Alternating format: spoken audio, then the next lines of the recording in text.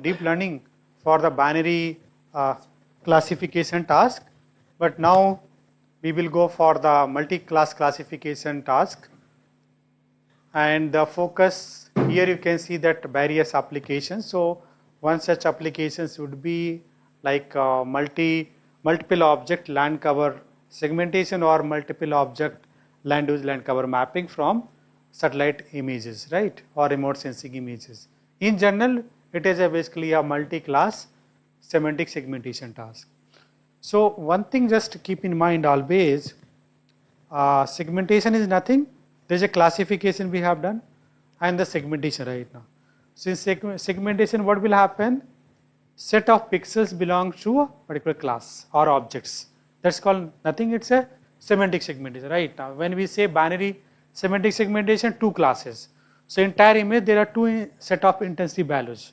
If you have multi-class classification, then there will be a more than two objects in the image present, right? So that one particular set of pixels will be representing one class, other set of pixels representing the second class, and the next set of the pixel representing the next class, and so on like that. Depending on the data, depending on the task, what do you have? Like 3 class, 4 class in data set, or 4 class, 5 class. So these are the set of tasks which could be used as a multiple object extractions. Focus would be a land cover mapping or predicting the thematic map. This examples already you have seen, right, as a part of multiple object extraction, but it's a multi-class semantic segmentation where object of interest is only two, that building and road. So here the line, red line represent that your networks. So this is ground truth, and corresponding the building part here you see, the printed model which already you have seen that. And this examples already you have seen as a example of multiple object extractions. Just quick, I think not seen that previous. You see that this example as a 4 class classification. This you have seen that the PPT were doing the example of land cover mapping, right, in the introduction part, okay. This 6 class classification, and apart from this, you can use, the previous was aerial data, right, that Google images and so on, right. Here is the satellite data, which is called Landsat, right, Oculus 2, right, Sentinel-2, right, like lot more the satellite data you can use. And here if you see there are 6 classes, here you see that 8 classes from the data set. So this is our paper, again was published in 2020, and this paper we did not use those days deep learning. We have used the meta-heuristic approach, right, and the traditional deep learning methods, right, and traditional machine learning like SVM classifier use that, okay. This was a hyperspectral data which you have seen already from the Professor Fabio as well, right. So University of Pavia, where Professor, who has created this data set? Initially, for the understanding or demonstration, whenever we search for hyperspectral data, we find. So University of Pavia created by the boss of Professor Fabio, right, Paulo Gama. He only created that.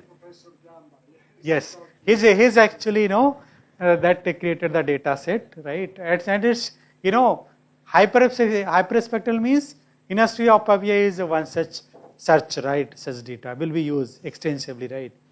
Apart from that, University of Pavia, right, there is called Indian Pines data is there, and some more data also as available. You can do as a land use land cover mapping or land cover classification, right? And apart from this, you can also do like as a mapping type forest, different type of forest object segmentations, right, which you have not earlier seen. So you see that there are different input data, and then we have called here the 4 classes. So 4 classes is representing here like non-forest, coniferous forest, mixed forest, and deciduous forest. So different type of forest, right? Classes are represented 1, 2, 3 here, different colors. and the A is as original image, B is your ground truth, and the C is predicted from the unit simple model, right? So you see that unit is most of the remote sensing research, unit model you will see a lot of applications, right? Whether forestry application, urban land cover mapping, or even this cloud segmentation, no? Unit is a base, right, used for the mapping, right? But the research has gone beyond that, right? Unit is not only that, people have come up with very lot more models as well, right, for remote sensing. This is again, very interesting as a multiple object land cover mapping from the SAR data. So here you see that there are three set of data basically, which comes from SAR data Hong Kong, Istanbul, and Washington. So these are the big images, SAR images of the regions, okay, of their particular country, and corresponding is the right side is the ground truth part, right? If you see, okay, there, and these are the classes already like mentioned in the ground truth, all classes. And here if you see there is called small patches and there is called large patches, right? So if you see here, this is a large patch area, right? And the one is small here, three small regions, right? So likewise, each images here also is there similarly, this also is there. So here you see that small patches, three different regions like 1, 2, 3, right? So these three regions used for doing land use land cover mapping, and then this is here three corresponding three ground truth, and corresponding three they are predicted out by different models. And currently this method like CCNR, which was this paper, right, is 2023, very recent work, last 23, right now. So you can see this result is quite closer to the ground truth, right? That's part from the SAR data, right? So this is one like from the SAR data. Likewise, other examples you can see that here these three images, all things can be also explored that. So if you open this paper, right, just read that whenever you get time, and if you have some interest, right, you can explore more examples and more data set, what data is used, city, all things you can read the paper, right, get more information. So these are the source of data for when they're doing the multiple object segmentations, right? This you have seen that here. So these are the two popular data available, not two, even many are available, will come set.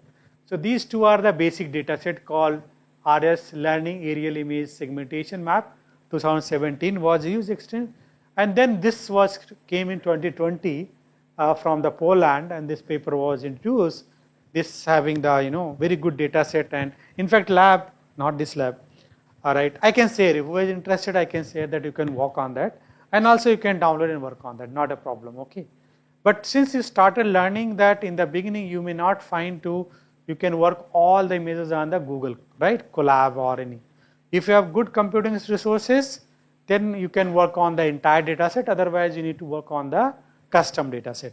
Custom means take it 50% or 40% or 60% based on your computing resources available, okay. This is example of the data set, 4 classes, right, you can do. Divide patches of 412 cross 412 and label into 4 classes, water, building, woodland, and so on, right. This is the link, right, from where you can get the data set. Apart from this, you see deep globe building extraction data set also there, right. You can see that input data, and there are classes, right. Here classes, all the corresponding with ground truth represented, and this is a link, right, from where you can download. See, spatial resolution is 50 centimeter per pixel. That means very high resolution data, right. That was used for the deep learning application, training set, validation tests, all things are detailed. Data is not a problem in any field now. Problem is patience, time for developing the algorithms, right. First do that task, okay. Data is available. And then the 7 classes you have seen. Likewise, many data also available. So these are the models, right, which deep learning, advanced deep learning model, I start from the basic. See, you have seen this is a base model, start from learning from here. Don't do FC and all thing not needed, right? Your the first model should be a unit model only. First build a right unit model, right? Implement for binary classification task or the multi-class classification task. Okay. And then segnet all things you can do, and then DRNet. These three models. See, 2022. After this, we able to publish 2022. Then 2 papers in this task, and then 23 is the other paper which we designed, come up with this. So this model, right, unit model. So in the model, what are the concepts you need to understand? One is convolution, right? Okay. I hope everyone have idea convolutions. Raise your hand who are familiar of that convolutions. 1, 2, 3, 4, 5, 6. Majority people are knowing right now. Second is here called upsampling layer, right? So upsampling is that concept which are called interpolation method. You are aware of that, no? Those methods are the, I mean that kind of manual feature in methods, right? Now, you for a specific thing you have to select which method will be good or bad, right? Now, or if you want to do upsample. Instead of that, right, we can go to the like called transpose convolutions right now. So 2D transpose convolution is more better than the traditional upsampling method like interpolation methods, cubic, bilinear interpolation, cubic all those things, right? Now, instead of using those, use this advanced, because here you need not to select that. It will automatically learn from the from the model itself, parameter itself. It's like no automatic changes will happen, like filter, all things will happen, right? So instead of using upsampling concept like bilinear or cubic interpolation methods, use transpose convolutions. Okay. So, and this is the model. I think previous slides, can you go? I'll just quickly explain that transpose convolutions. Then we'll come back here. This you minimize. Previous lecture.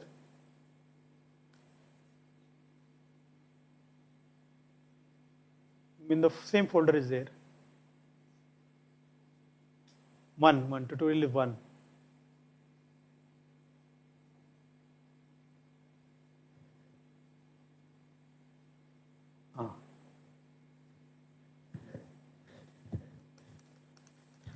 Okay, I'll go. Leave it.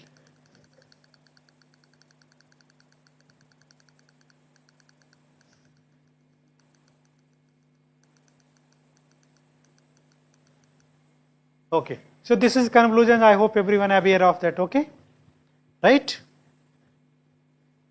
Leave it. No, this let me open full screen.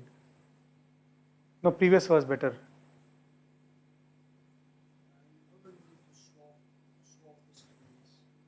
Fine, leave it.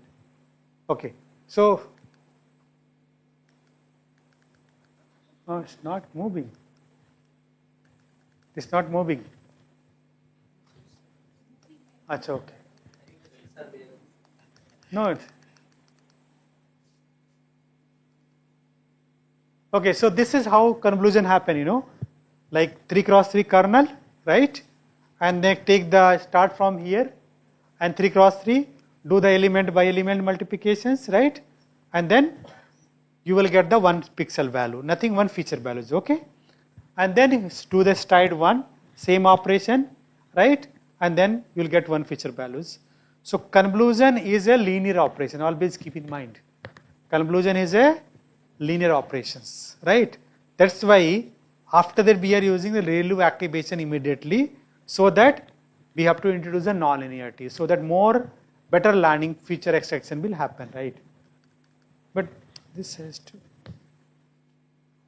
can you go forward? This should work, right?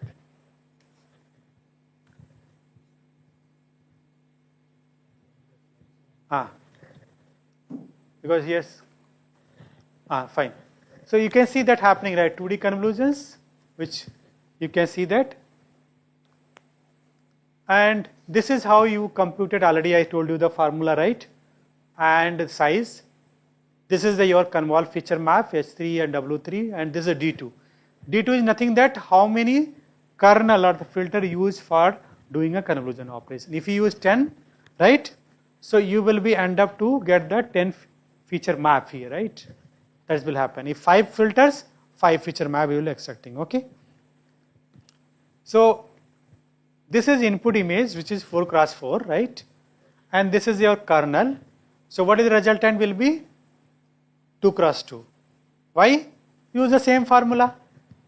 This formula use it, right? You can get that. And here there is no padding happening. Convolution without zero padding, right? So that's why the size reduction is by 2, okay? Because 3 cross 3 kernel case, right? And this, how to do that? There are various methods of doing convolution operations, right? One such method is called matrix method, right? So in matrix method, first you need to create the convolution matrix, okay? So convolution matrix, right, can be created by rearranging the value of the kernel itself, right? So whatever the kernel bits are there, right, kernel values, right, 3 cross 3, from there only we can create a convolution matrix. So this is convolution, the kernel 1, 4, 1, 1, these are nothing, these are the bits, right, kernel bits. From this we will be creating a convolution matrix, right? How we'll do that? So first is create a 0 array of 1 comma 16, 1 row 16 columns. First you have to create by using np.zeros 1 comma 16, okay? So this is array will created that external mat this, right? Next step is replace values by the kernel, right? Each value or 0 we have to going to replace by this. How we'll do? For I in the range of wk, wk is the width of the kernel, which is in our case is 3, right? And this value goes to 0, 1, right? 0, 1, 2 only, right? So this is extend matrix I comma h colon I comma h plus hk. Hk is the height of kernel, which is 3 here, right? I equal to k comma I. K of k in bracket I means I start from 0, 1 and 2. When say 0, this will be coming here, right? So entire matrix only what other things will be replace it? This side inside, right? You can just do that, right? I equal to 0, 0 into 4, right? H is a height of the input, right? H is a height of that input image, right? Which is a 4 in our case, right? And HK is the height of kernel, which is a 3 here. This is input 4 cross 4. This is kernel, which is 3 cross 3, right? Keep in mind. Okay? You keep on substituting this, the value, whatever this coming inside this matrix, going to replace it, right? Change that, okay? That will store here. So first case, I equal to 0, 1, 4, 1 will replace. Then I equal to 1, right? This second will go replace 1, 4, 3, right? Then I equal to 2, here 2 into 4, 8 colon, right? 8 plus 3, 11. So 8 colon, this 13, right? Positions. So here this is going to replace 1, 3, 3, 1. Clear? That makes sense? Next step. Once you created the previous, right? Next step is creating the convolution matrix. So convolution matrix after rearranging the kernel, which is 3 cross 3 into a 4 into 16 matrix. Why 4 into 16 matrix? Because this is decided by the data what we have. So here output size is 2 cross 2 means total 4 element. What input? 4 by 4. That means 16, right? So if also you know this part, so convolution matrix, if you know the output, right? Or if you know output, you know the input matrix, you can also find out what is the size of convolution matrix as a like box, right now. So this part we need to flatten it. Input data we need to flatten it. Once you flatten, what happen? 1 into, I mean 16 into 1, right? We have to column matrix, right now. 16 column, right? So if that column vector is column matrix 16 into 1, and output is 2 cross 2, which is nothing, 4 into 1, right? 4 row column. So easily you can get, no, what will be the size of matrix, right? 4 into 16, right? Now, so we need to create a 4 into 16 matrix, right? That as here. So this is a first rows which already we created the previously here, right? And then this is called extend kernel, and this is 2 for loop use for I in the range of W underscore O. WO means output, bit, which is our case is 2. HO means 2, which is in our case 2, right? Because why? Already we know that what is the output, the feature map size. And J, I0 this, J in the range of HO, and extend matrix 1 NP dot roll extend matrix comma H into I into S plus J into S. So H is, I is your iteration and S is tied, which is will be 1 by default, okay? And then extend matrix equal to NP dot array extend kernel, right? So here you can see that, and this appending in the matrix what we created that kernel. So I again, if you look at that, I equal to 0, 4 cases. I equal to 0, right? K equal to 0, right? I equal to 0, K equal to 1. Third step, I equal to 1, K equal to 0, I equal to 1, K equal to 1. 4 cases. So just follow the 4 cases and put it over here, right? So just I'll tell you, case 2, case 0 no problem, case 0 case what happened? Same as will be input, right? Case 2, I equal to 0 and K equal to 1, right? So what happened here?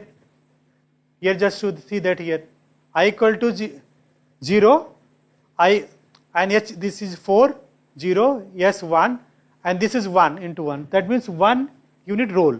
Roll means this fellow will come into shift here, like rolling, right? Now, last fellow. Understand now?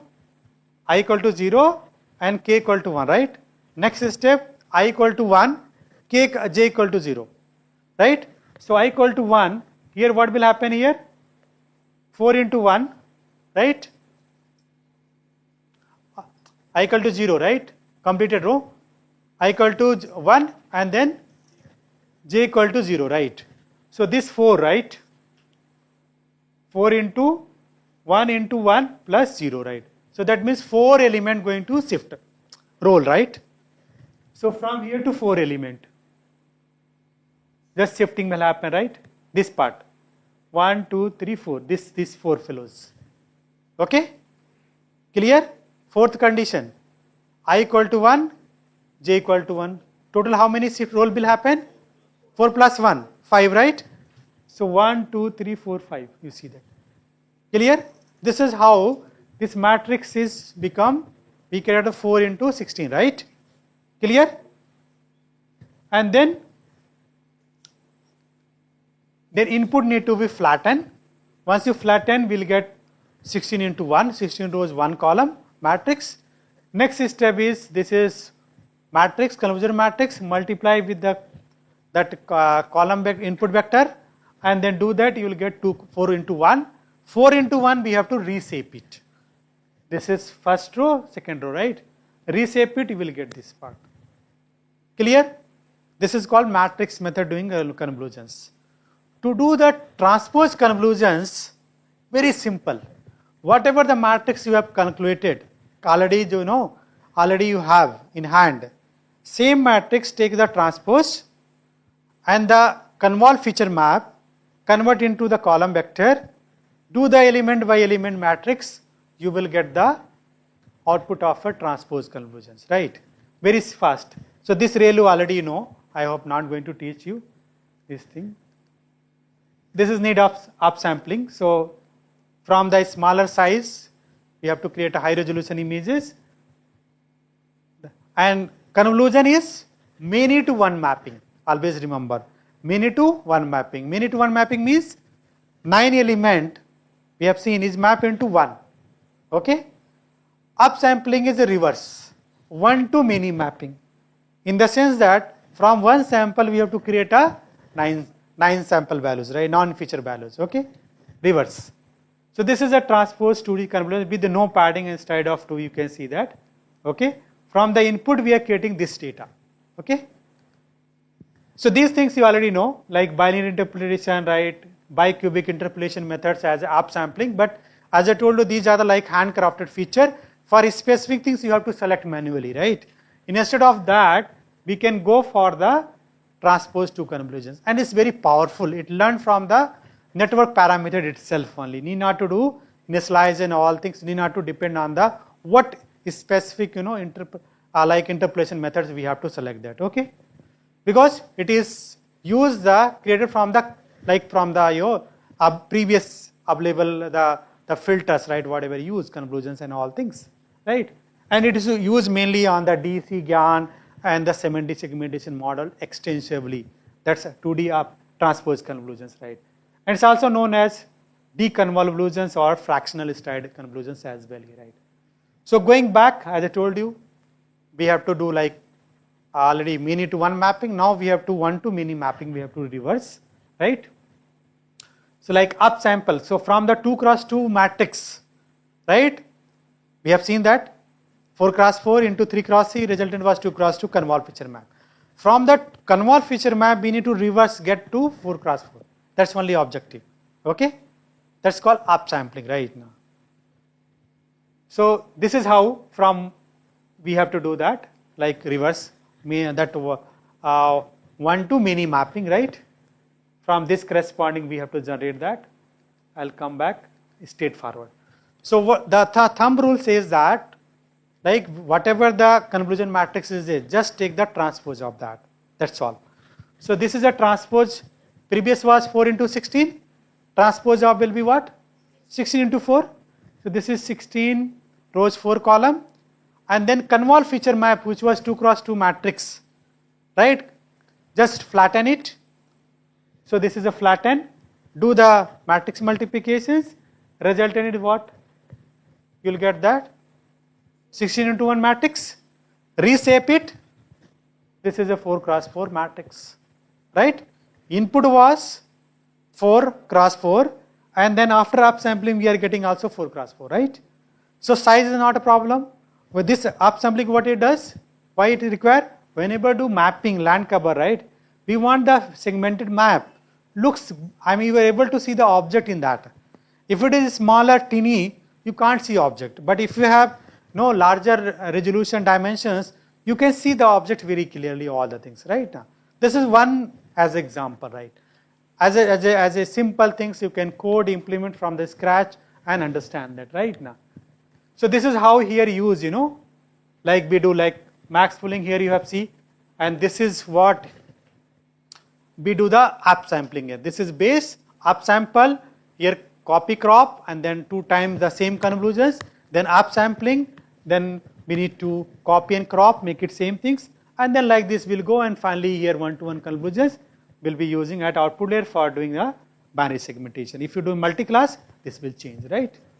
That makes sense? So what I wanted to explain you, transpose convolutions is very powerful, and transpose convolutions is nothing. Usually you can do from the convolutions if you have in your hand, right? Transpose of the convolution matrix, multiply with the convolve feature, flatten it, do the matrix multiplication, usually you can get that, right? Okay, so here that practical this practical implementation of single object, then we'll move for the multiple object as well here. So here these are the steps, but these steps are common for multiple object as well. Like this case building 2D CNN model for single object land cover mapping. Collect data set of the single object, maybe road, building, cloud, foreign, etc. from publicly available data set. Understanding and pre-processing of data is must. Step 2, creating 2D deep learning models using the software, right? Deep learning Keras framework or the TensorFlow or PyTorch. Then training of 2D unit model on the training samples. Then the testing of 2D unit model, right, on test samples. Performance evaluation of 2D unit model, right, various quality matrices.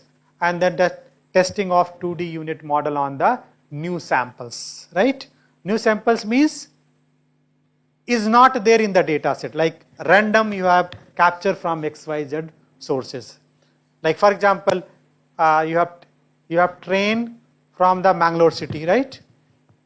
Or let's say Nagpur only, right? So maybe specific area you have been chosen. That's for train, you capture the big area, right? So some you have used training and some you testing, right? Apart from the Nagpur, whatever study area is data, some other region you have to choose and test on that, which was not there in study area while training the model. That's called new samples. If model works good, your model is very good. That's more generalization happen, right? So this is building data set here, Massachusetts. So if you see that resolution is 1 square meter, covering the area of 2.25 kilometer, and it originally having the 1500 cross 1000 pixel size, in the sense that the one image is a bigger size. From this size, they created the sample of patches of 512 cross 512, okay? And this is a data set, table form, you can get all the things right now.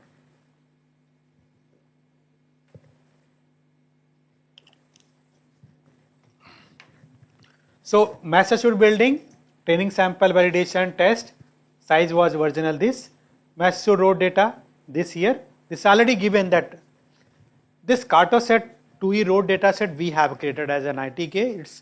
It's basically Indian geographical regions, Indian satellite, that's called Cartoset 2E, ISRO satellites, right? Which study covers the South India, Karnataka, that's Bhopal, North Indian regions, that's called Bhopal.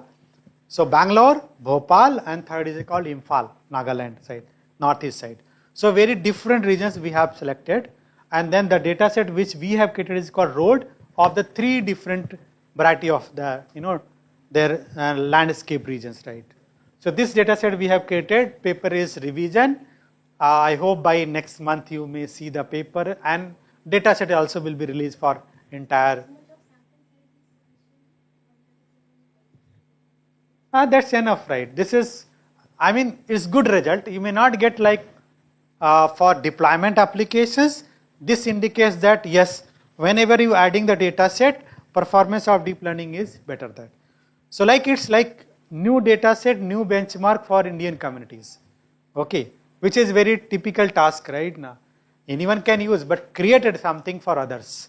So we have going to create, already created, but soon will be available for public right now.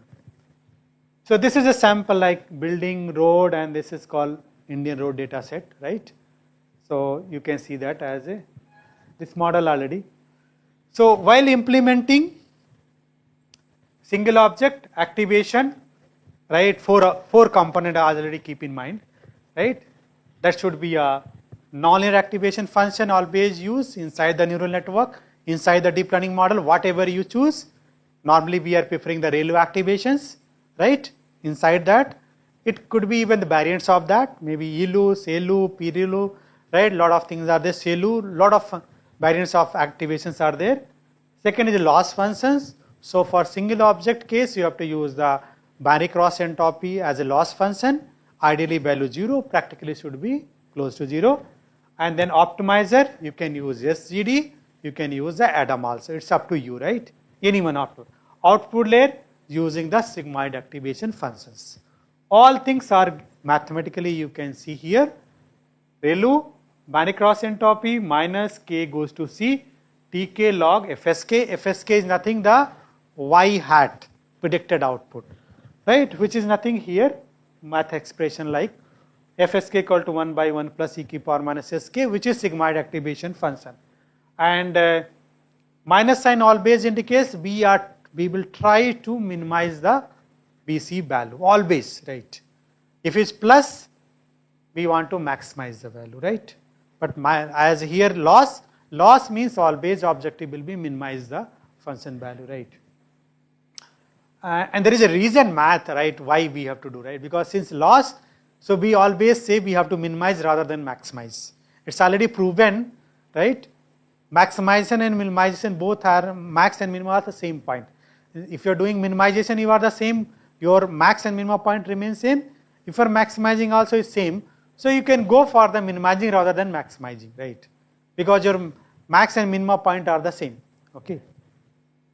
So these are the training of unit. You have to use anyone, you can use the models, and underfitting overfitting problem you may encounter.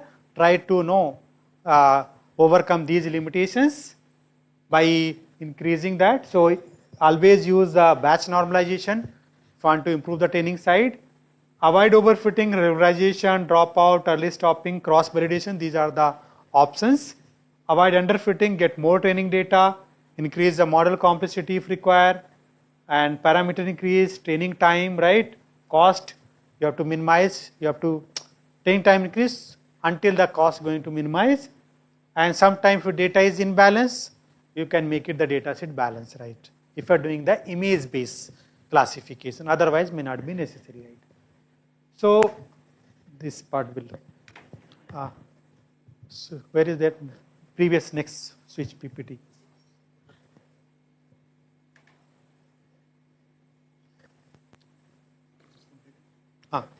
Next, second one, right? No, second nahi tha. First part. Second open. Multi objects, huh?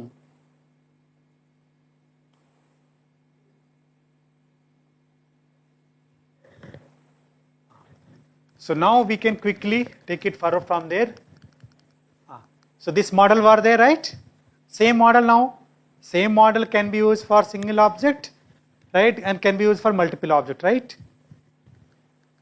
So now for the 2D, like multiple object extractions, steps remain same. Whatever I told for single object, same step continued for get the data, right? Collect the data of multiple objects from publicly available resources. Then you understand, do pre-processing. Here there is a lot of pre-processing. There is called one hot encoding and one hot decoding is must. That I'll teach you quickly.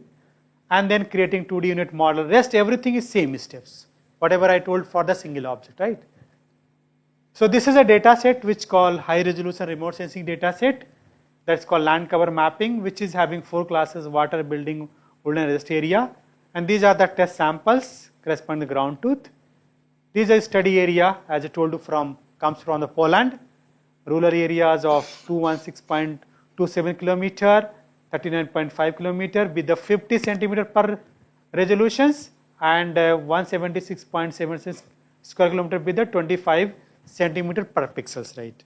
That means the resolution is 25 centimeter per pixel and 50 centimeter per pixel. It's a mix of resolutions, right? And training set consists of 400 images and corresponding ground truth tests and test samples are the 100 images. But when you start learning, don't use all the data set. You can just work on the custom data set, 400 training samples to 150 into test samples. That would be enough for in the beginning phase, right? Whenever you have a high-end computing resources, like you have a 16 GB GPU and then you have good memory, right? Then you can put all the data in one go only, right? Training that. So data pre-processing, right, is very important, as I told you, right? Especially for the multiple object land cover mapping case, right? So if you see that here, this is you see image, right? Right? But computer understand only the numbers, algorithm understand numbers, right? So this data image which having the 5 classes, 1 to 5, like person, purse, plant, sidewalk, and then your buildings or structures. These 5 classes, if you see right side, which we call as a semantic label, right? Each color representing the specific class with the color only, right? 1, 2, 3, 4, right? So 5 classes, 5 different colors are used. Clear? Okay. Input image this, but the semantic label will be this. This is nothing your ground truth in a semantic label form. But normally the ground truth, whatever we see, it's RGB image. Yes or no? Right? RGB also will be ground truth image. But that ground truth image, the algorithm will not accept. Algorithms will accept only that algorithm RGB image need to convert into semantic label. So that RGB ground to day image need to convert into this form. Okay, that's called pre-processing. That's called one hot encoding. Okay, so how will work it? So from the one hot encoding for the converting the RGB ground to data into a semantic label. So first we need to create the output channels. Depending on the number of classes, we need to create the output channel with the same size. Size will be remain same. So since there were 5 classes, so here you see there are 5 channels are created, right? So like here the purse and then person, purse, plants, sidewalk and building walk. So wherever is the object like person is there, that will be 1 with the red color. Rest every will be 0, right? Likewise for the purse, so location in the image where is a purse will be 1, rest will be 0. And then for the plants, where is the plants in the image? That will be only 1, rest will be 0. Here the height and width will be remain same. Whatever the height of the width is there will be remain same, will not change. Okay. Likewise the sidewalk. So sidewalk you can see the image here and here is there. Here is there sidewalks. So you see that here 1 and sometime here is there. Okay. 1. Right. And then the buildings. So wherever is buildings, right? Building and structures will be marked as a, if you see here 5 classes, but as a output channels will be here like this, 1 will be marked, same colors, clear? So from, once we have created the output channels, from the output channels next step is we need to create a semantic label by using argmax. How many of you heard the argmax concept? Argmax, softmax, function? Softmax give a probability for the classes. Okay? Softmax gives the probability for the classes. Right? If you have suppose 10 classes, right? So if you use softmax give you the probability for all 10 classes. Then on top of that, to get which specific image belongs to which specific class, we need to use the argmax function. So argmax function, what it does, it will see that, right, which columns is having the highest probability. If like column number 2 is having highest probability, then it will say the input image belongs to the class 2, like that. Okay, so it's nothing, it's looking just finding the maximum probability, that's all, nothing else. Okay. So from this is overlap of the semantic label on the input data. You can understand this example very clearly of the land cover data set. So 4 classes, right? And this is the image what you see. This is the portion of a ground truth, not entire. Ground is just for visualization point of view. So this data, we need to convert this. So first step is what? We have to create the 4 output channels with the these colors, right? And then we need to do the algorithm process, right? So this is one hot encoding method, which is you can see my DPPNet paper nicely explained, right? You can understand the later on. So this is set of codes, pseudo code for doing one hot encoding, right? So this one hot encoding methods, right? Time is less, I will not explain, go for much, right? So like color dictionary, then RGB one hot encoding methods. So here we will be giving the input image RGB color, ground truth and the color dictionary. Color dictionary nothing means, right, which particular color belongs to which particular objects, like 0 to like 4 classes. Here 4 classes, so color dictionary is a 4, right? Total number n will be 4 here, right? So n is a number of class in the data set. So here will be, in our case will be 4, right? And then do the complete procedures like save calculated, then array created 0 save with array number n channels, right now? And then find the color here like 1B, we have seen that, no? Getting this output channel here, right? And then we have to do the one hot encoded as a mask, we are generating that. So argmax of array, whatever we have created that earlier, right? This array here is storing that values. That will give you the one hot semantic label. In fact, your the deep learning model, what you design for multiple object case, is also giving you the semantic label output. So to get to see the image predicted map, you do the reverse operation, one hot decoding. So means semantic label we need to convert into the RGB image. Okay. So for that we will using called one hot decoding of that's the procedures, right? So from means semantic label into the RGB reverse. So here the input for this will be what? Semantic label, right? What will the output? RGB image, right? So process very simple on what to RGB. So one hot data, color dictionary will be same, get the safe information which will be your maximum 3 plus 3, right, which will be giving you that safe values, and then RGB equal to 0 safe, you have to create that, and then again one loop, color dictionary, and do these operations. Finally that color dictionary converting into the 1 RGB data into key array. So wherever is like there was 1, 2, 3, 4, right, get converted into the color corresponding. Assign the class and then finally get the RGB image, right. Okay, concept clear? Right, you can read paper, write more detailed, right, not an issue. So this is coming to the implementation. So here activation and optimizer you can freeze. Whatever you use for the unit case, single object land cover segmentation, you can use the same things. Only need to change the loss function and the output layer, right. Since you are doing the multi-class semantic segmentation or multiple object land cover segmentation, so you have to use the this critical cross entropy loss, right. But in library this is called semantic loss, you have to use that semantic critical cross entropy loss, you have to select that basically for doing a for multi-class semantic segmentation task. I'll show you later on, right now possible. So optimizer freezing, output layer always using the softmax activation. This is a formula for softmax. FSI equal to ESI divided by sum, J goes to C, ESG. C is a number of class. In our case, our data set is 4 classes, right. Okay. This training setup will remain same, right, nothing new. Coming to the performance models. So whether you have single object, multiple object, you need to compute the various quality matrices, which I think Professor Fabio already has given some thoughts like precision, accuracy, recall, all the things, right. I'll not as much visually looks this aerial data, segmented output, and this is your ground truth label image, target image, okay. So this is for single object case, get a confusion matrix, and you can get the accuracy, precision, recall, F1 score, and IOU. Keep in mind, if you do image based any classification task, right, then intersection of union is not an important matrix. If you do a pixel based classification, then this is very important, intersection of union or Jaccard index, right.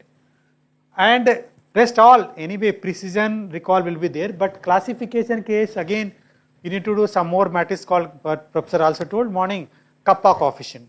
Kappa coefficient is more balanced accuracy analysis than the that average accuracy whatever you see the model gives you, right. So precision, recall, F1 score is this need to know, right.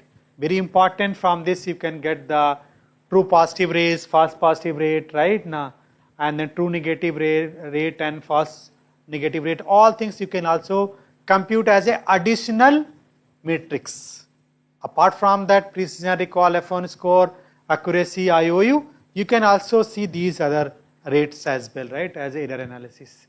So these are the mathematical, the formula to compute the all the true positive rate, right, not false negative rate, true negative rates, false positive rate, all things you can get it from the confusion matrix, right now. So these are the all values, already explored that, and this is Jaccard index. Jaccard index you can also compute from the confusion matrix. If you have, if you doesn't have, still you can use this formula other like this what say that union intersection of mod of intersection of segmented, right, versus the ground truth, and then the this is mod of the union values, okay, or you can use this formula, right. Okay, so here already the yes is segmented output, G is your ground truth data, right. This is called Jaccard distance, can we use as a loss for the your single object segmentation task, right now. This is more on the intersection of union, IOU. You see that IOU, area of overlap, right, that's called intersection, and area of union of entire everything, two things, right, you can get the values. And this is how the example state how role of the IOU, right? Poor IOU, good IOU, excellent IOU, right? Which is normally used also for YOLO object detection task from like YOLO all kind of things task, right? You can also compute the F1 score or Dias coefficient. This is nothing, the F1 score is harmonic mean of the precision and recall, right? You can compute. This is formula from, you can compute 2TP divided by 2TP plus FP plus FN, right? You can get the Dias score or the F1 score, right? And corresponding you can get the Dias loss. Dias loss equal to 1 minus the Dias coefficient, right? That can be used as a loss. Okay, so you can use for single object binary cross entropy loss, you can use Jacquard distance loss, as you can use the Dias loss, right? Now you can have options. And the maximum value is close to 1, right? Close to 1, right? Ideal value is 1, right? Ideal value 1, but ideal never will reach. Close to 1 if you get, that's very good, right? These thing, accuracy, right, formula, standard things you know. Apart from this called macro F1 score, and you can get, and then you can do macro and micro, right? So this is called average precision. You can calculate that, and recall and those things. This you can get from your scikit library, right? So if you use the scikit library or that classification report, right, you will get all the matrix, right? Then micro, so you can also get the macro F1 score values. Apart from this, for multi-class line cover segmentations, you can use these matrices like overall accuracy, total accuracy, average accuracy, all things, right? So this is, you can see that, confusion matrix for the multi-class, right, whenever get it, right? But for multi-class, apart from this overall accuracy, class-wise accuracy is very important. Class-wise kappa coefficient is very important. So you need to do the class-wise analysis as well, in addition to doing the average. Because what happens, average may be high, until and unless you see that, right, each class, what the class-wise their impact on that, right? So you see that maybe some may happen, some class is most dominated, right? Some class may be that poorly performing. If it is poorly performing, there is a problem. Algorithm is not good, right? Or your data set is not good, right? So you need to see that. Until unless you do the class-wise analysis, you don't have the crystal clear idea on your predicted results. So class-wise, that analysis is very important, right? That's also need to explore. So this is class-wise accuracy. That's called user accuracy, basically also, right? So these things already been shared. You can go through that, right? Kappa coefficient is very important, right? So kappa coefficient, especially when you do the change analysis, you see that accuracy is high always, right? But kappa coefficient give you the crystal idea, right? Get complete idea which algorithm is good. Otherwise, all algorithms will be giving the better results, right? 99, 99, no. That's what will happen. So that's why this kappa is a balance. It also comes under accuracy parameter, but this is more balanced than the average accuracy. What do you see that? Okay. So this example will be, I'll stop that 2 minutes, right? You can see this PPT will be shared, right? So you can explore later on whatever is there. So this is my just lab, quick as my NITK lab. This is my lab, computer vision and deep learning, and here is this my team. So this is Rabia doing PhD currently. This is optical. This is Bibha. She is remote SAR data doing the research, and this recently graduated Basuraju, and this is JRF currently there in lab. So three mainly the 1 JRF and 2 PhD there in my lab. Soon going to be 0 because not getting the student nowadays very difficult. And this is my collaborator, research collaborator. So you see that ISRO very closely last many years. And first name is Professor Fabio, working many years, right? Jointly. And apart from this, there are other my collaborators, this globally are there. These are the significant projects which related to the space. This project is going on. already done. Only the web-based development is pending. Will be completing by May. This project comes this year for again remote sensing from Karnataka government. These two projects I have completed already from this specific domain ISRO. This one and this for MIT.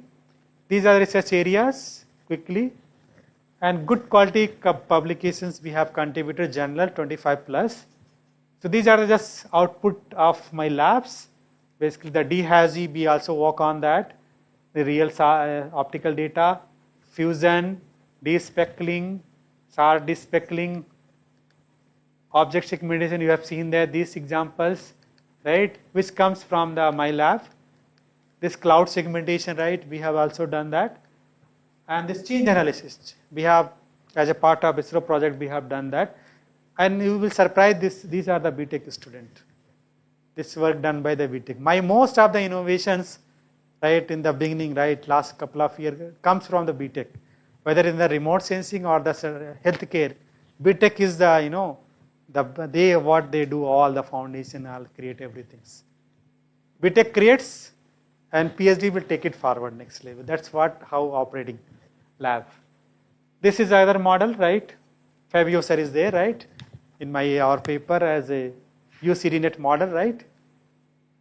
This change analysis, this conference paper we got published and got best paper also, SAR change analysis. These are the couple of publications, right, related to specific remote sensing. Thank you. Any questions I can take? Right.